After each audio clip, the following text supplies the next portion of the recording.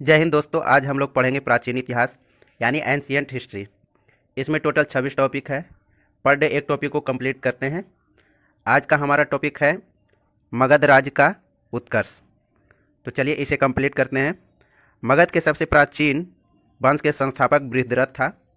इसकी राजधानी गिरिब्रज या राजगीर थी। जरासंध जो है बृहद्रथ का पुत्र था। जरासंध जो है बृहद्रथ का पुत्र था।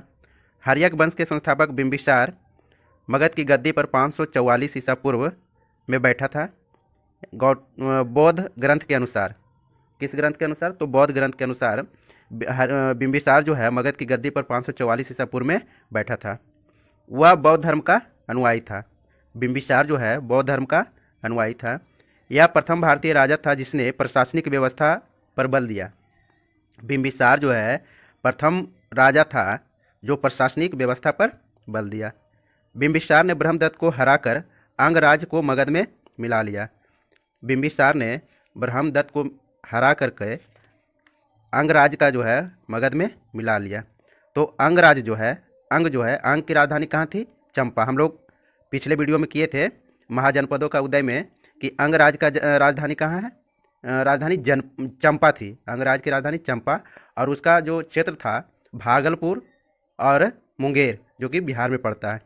और ये जो बिंबिसार था वो मगध पे शासन कर रहा था। तो मगध का जो राजधानी है गिरिब्रज या राजगीर, जो कि इसका अभी वर्तमान में क्षेत्र पटना गया में है, जो कि बिहार में है।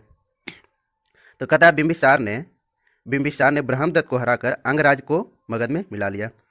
बिंबिसार ने राजगृह का निर्माण कर उसे अपनी राजधानी बनाया। बिंबिसार ने राजगृह का निर्माण कर उसे अपनी राजधानी बनाया। बिंबिसार ने मगध पर करीब 52 वर्षों तक शासन किया। कितने वर्षों तक शासन किया? 52 वर्षों तक शासन किया। महात्मा बुद्ध की सेवा में बिंबिसार ने राजवैद्य जीवक को भेजा था। महात्मा बुद्ध की सेवा में बिंबिसार ने राजवैद्य जीवक को भेजा था। अवंती के राजा प्रद्योत जब पांडु रोग से ग्रसित थे उस समय भी बिंबिसार ने जीवक को उनकी सेवा शुश्रूषा के लिए भेजा था। बिंबिसार ने वैवाहिक संबंध स्थापित कर अपने साम्राज्य का विस्तार किया। इसने कौशल नरेश प्रसेनजीत की बहन महाकोशला से और वैशाली के चेटक की पुत्री चेलना से तथा मद्र देश की राजकुमारी क्षेमा से शादी की। बिंबिसार की हत्या उसके पुत्र अजातशत्रु ने कर दी। बिंबिसार की हत्या किसने किया? तो उसके पुत्र अजातशत्रु ही कर दिया। कहता है वह जो है 493 ईसा पूर्व में मगध की गद्दी पर बैठा। कौन? अजातशत्रु। अजातशत्रु किसका हत्या किया? तो अपने पिता बिंबिसार का। और अजातशत्रु जो है गद्दी पर कब बैठा? तो 493 ईसा पूर्व में मगध की गद्दी पर बैठा। इसका उपनाम कुनिक था, यानी अजातशत्रु का उपनाम क्या था? कुनिक। वह जैन धर्म का प्रारंभ में जैन धर्म का अनुयायी था। अजातशत्रु जो है प्रारंभ में जैन धर्म का अनुयायी था। अजातशत्रु ने 32 वर्षों तक मगध पर शासन किया। अजातशत्रु ने 32 वर्षों तक मगध पर शासन किया। अजातशत्रु के सुयोग मंत्री का नाम बर्षकार था। इसी की सहायता से अजातशत्रु ने वैशाली पर विजय प्राप्त की। 461 ईसा पूर्व में अपने पिता की हत्या कर उदयन मगध की गद्दी पर बैठा। तो उदयन ने किसका हत्या किया? तो अजातशत्रु का। अजातशत्रु कौन था उदयन का? तो पिता था। 461 ईस्वी में अपने पिता की हत्या कर दिया और मगध की गद्दी पर बैठा। उदयन ने पाटलिग्राम की स्थापना की, यानी पाटलिपुत्र या पाटलिग्राम की स्थापना किसने किया था? उदयन ने। वह जैन धर्म का अनुयायी था। हर्यक वंश का अंतिम राजा उदयन का पुत्र नागदशक था। हर्यक वंश का अंतिम राजा जो है उदयन का पुत्र नागदशक था। नागदशक को उसके अमात्य शिशुनाग ने 412 ईस्वी पूर्व में अपदस्थ करके मगध पर शिशुनाग वंश की स्थापना की। शिशुनाग ने अपनी राजधानी पाटलिपुत्र से हटाकर वैशाली में स्थापित की। शिशुनाग का उत्तराधिकारी कालाशोक पुनः राजधानी को पाटलिपुत्र ले गया। शिशुनाग वंश का अंतिम राजा नंदीवर्धन था। शिशुनाग वंश का अंतिम राजा कौन था? नंदीवर्धन था। नंद वंश का संस्थापक महापद्म नंद, नंद वंश का संस्थापक जो है महापद्म नंद एवं अंतिम शासक घनानंद था। यह सिकंदर का समकालीन था। इसे चंद्रगुप्त मौर्य ने युद्ध में पराजित किया और मगध पर एक नए वंश मौर्य वंश की स्थापना की। मगध राज का उत्कर्ष टॉपिक जो है समाप्त हुआ। छोटा तो टॉपिक था। इसके बाद सिकंदर, इसे भी इस वीडियो में कंप्लीट करते हैं। सिकंदर का जन्म 356 ईसा पूर्व में हुआ था। सिकंदर का जन्म जो है 356 ईसा पूर्व में हुआ था। इसके पिता का नाम फिलिप था। सिकंदर के पिता का नाम फिलिप। फिलिप जो है 359 ईसा पूर्व में मकदुनिया का शासक बना। इसकी हत्या 329 ईसा पूर्व में कर दी गई। सिकंदर किसका शिष्य था? तो अरस्तु का शिष्य था। सिकंदर जो है अरस्तु का शिष्य था। सिकंदर ने भारत विजय का अभियान 326 ईसा पूर्व में प्रारंभ किया। सिकंदर ने भारत विजय का अभियान कब प्रारंभ किया था? तो 326 ईसा पूर्व में। सिकंदर का सेनापति सेल्यूकस निकेटर था। सिकंदर के सेनापति का क्या नाम था? Seleucus Nicator. सिकंदर को पंजाब के शासक पोरस के साथ युद्ध करना पड़ा, जिसे हाइडेस्पीच का युद्ध या झेलम या बितास्ता का युद्ध के नाम से भी जाना जाता है।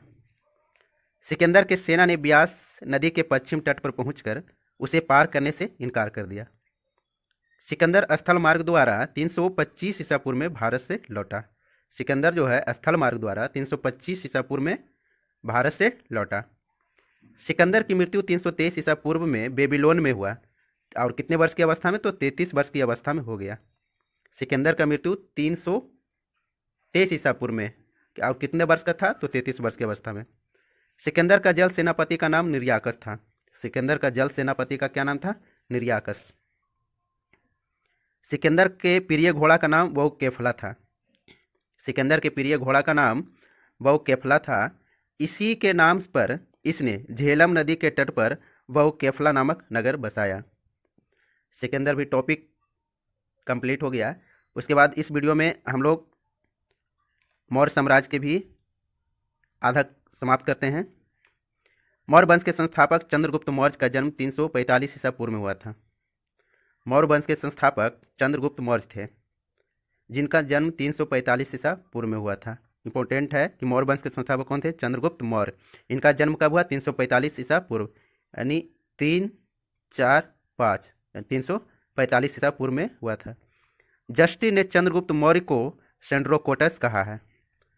जस्टिन ने चंद्रगुप्त मौर्य को क्या कहा है? सेंड्रोकोटस कहा है, जिसकी पहचान विलियम जोन्स ने चंद्रगुप्त मौर्य से की है। विशाखदत्त कृत मुद्रा राक्षस में चंद्रगुप्त मौर्य के लिए ब्रिसल शब्द का प्रयोग किया गया है। विशाखदत्त कृत मुद्रा राक्षस के लेखक कौन है? विशाखदत्त, जो चंद्रगुप्त मौर्य के लिए ब्रिसल शब्द का प्रयोग किया है। ब्रिसल का अर्थ है अस्य निम्न कुल में उत्पन्न। घनानंद को हराने में चाणक्य या कौटिल्य या विष्णुगुप्त ने चंद्रगुप्त मौर्य की मदद की थी, जो बाद में चंद्रगुप्त का प्रधानमंत्री बना। इसके द्वारा लिखित पुस्तक अर्थशास्त्र है, जिसका संबंध राजनीति से है। अर्थशास्त्र पुस्तक के लेखक चाणक्य है, जिसका संबंध राजनीति से है। चंद्रगुप्त जो है मगध की राजगद्दी पर 322 ईसा पूर्व में बैठा था। चंद्रगुप्त मौर्य जो है मगध की राजगद्दी पर 322 ईसा पूर्व में बैठा। चंद्रगुप्त जैन धर्म का अनुयायी था। चंद्रगुप्त जो है जैन धर्म का अनुयायी था।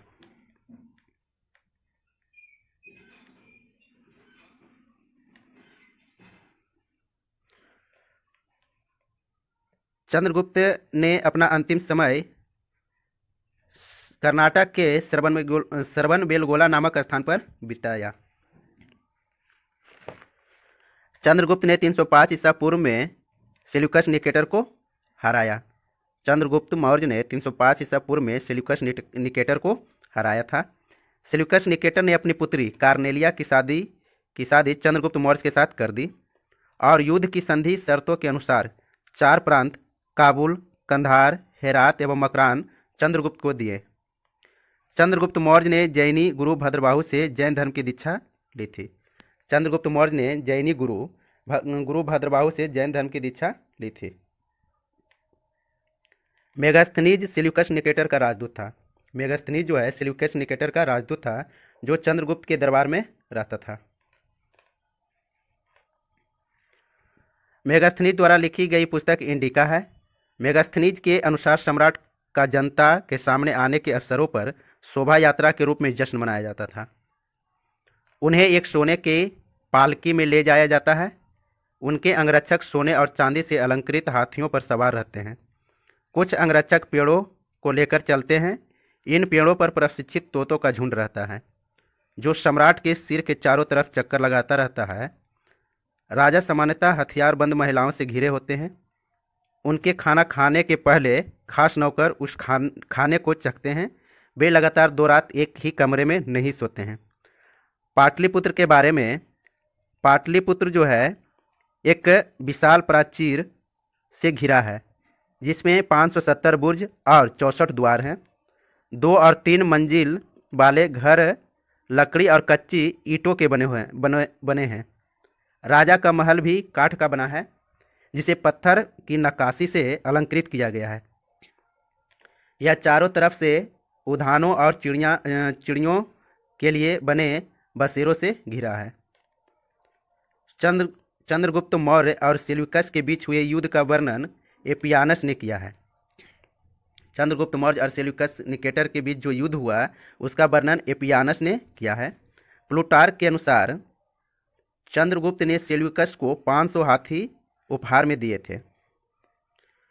चंद्रगुप्त मौर्य की मृत्यु 298 ईसा पूर्व में हुआ। चंद्रगुप्त मौर्य की जो मृत्यु हुआ 298 ईसा पूर्व में श्रवणबेलगोला में उपवास द्वारा हुई थी।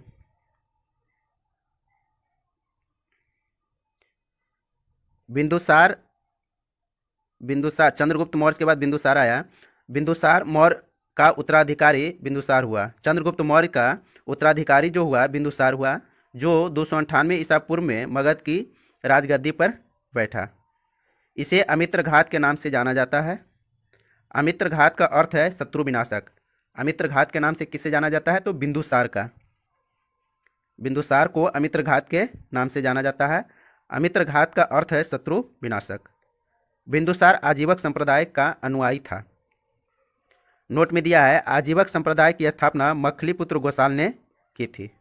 आजीवक संप्रदाय की स्थापना किसने किया था? मखलीपुत्र गोसाल ने की थी। वायु पुराण में बिंदुसार को भद्रसार कहा गया है। वायु पुराण में बिंदुसार को क्या कहा गया है? तो भद्रसार। स्ट्रैबो के अनुसार सीरियन नरेश एंटियोकस ने बिंदुसार के दरबार में डायमेकस नामक राजदूत भेजा। इसे ही मेगास्थनीज का उत्तराधिकारी माना जाता है। जैन ग्रंथों में बिंदुसार को सिंहसेन कहा गया है। जैन ग्रंथों में बिंदुसार को सिंहसेन कहा गया है। बिंदुसार के शासनकाल में तक्षशिला यानी सिंधु एवं झेलम नदी के बीच में हुए 2 विद्रोहों का वर्णन है। इस विद्रोह को दबाने के लिए बिंदुसार ने पहले सुसीम को और बाद में अशोक को भेजा। एथिनियस के अनुसार बिंदुसार ने सीरिया के शासक एंटियोकस फर्स्ट से मदिरा, सूखे अंजीर एवं एक दार्शनिक भेजने की प्रार्थना की थी। बौद्ध विद्वान तारानाथ ने बिंदुसार को 16 राज्यों का विजेता बताया है। बिंदुसार की सभा में 500 सदस्यों वाली एक मंत्री परिषद थी जिसका प्रधान खल्लाटक था। बिंदुसार की सभा में 500 सदस्यों वाली एक मंत्री परिषद थी जिसका प्रधान खल्लाट होता था। आज का टॉपिक यहीं तक रहने देते हैं। अगर सेशन आपको अच्छा लग रहा है तो लाइक एंड सब्सक्राइब करें और अपने दोस्तों के साथ शेयर भी कर दें। मिलते हैं नेक्स्ट वीडियो में, तब तक के लिए जय हिंद।